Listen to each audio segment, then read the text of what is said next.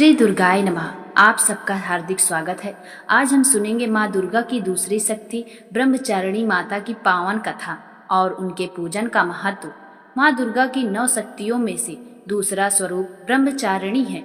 ब्रह्मा का अर्थ है तप और चारिणी का अर्थ है उनका पालन करने वाली। यह स्वरूप संयम, वैराग्य, तपस्या और सदाचार का प्रतीक माना जाता है। माँ ब्रह्मचारिणी की आराधना से साधक को ज्ञान, स्मरण शक्ति, आत्मबल और कठिन साधनाओं को पूर्ण करने की शक्ति प्राप्त होती है। देवी का रूप अत्यंत तेजस्वी और शांत है। एक हाथ में वे जपमाला धारण करती हैं, दूसरे हाथ में कमंडल। उनका यह स्वरूप साधक को बताता है कि तप और ध्यान के साथ संयमित जीवन जीने से ही सच्चे फल की प्राप्ति होती है। कथा के अनुसार हिमालय के घर में जन्म लेने वाली इस देवी ने नारद जी से भगवान शंकर को पति रूप में पाने का संकल्प सुना और कठोर तपस्या का निश्चय किया।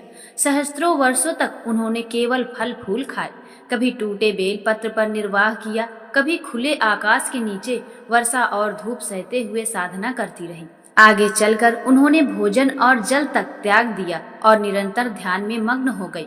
उनकी ऐसी तपस्या देखकर देवता, ऋषि, मुनि और सिद्धगण सभी विस्मित हो उठे। उन्होंने देवी की प्रशंसा की और आशीर्वाद दिया कि आपकी मनोकामना पूरी होगी। भगवान चंद्रमौली शिव आपके पति बनेंगे। यह कथा हमें सिखाती है कि जीवन कितना भी कठिन क्यों न हो, धैर्य और संयम से लक्ष्य पर टिके रहना चाहिए। माँ ब्रह्मचारिणी यह संदेश देती हैं कि तप, साधना और दृढ़ निश्चय से हर बाधा पर विजय पाई जा सकती है। नवरात्रि के दूसरे दिन ब्रह्मचारिणी माता की पूजा का विशेष महत्व है। पूजा से पहले स्नान करके शुद्ध वस्त्र धारण करें।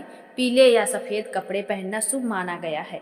माँ की प्रतिमा या चित्र के सामने दीपक जलाकर पंचामृत, अक्षत, पवित्र जल और सुगंधित पुष्प अर्पित करें। कमल या आड़ू का फूल भी अर्पित किया जा सकता है। दूध से बने मिष्ठान, खीर या पंचामृत अर्पित कर माँ की आरती करें। माँ ब्रह्मचारिणी की कृपा से साधना सफल होती है, अध्ययन में रुचि बढ़ती है, स्मरण शक्ति प्रखर होती है और अज्ञानता का नाश होकर ज्ञान का प्रकाश फैलता है। यह थी माँ ब्रह्मचारिणी की पावन कथा और उनके पूजन का महत्व।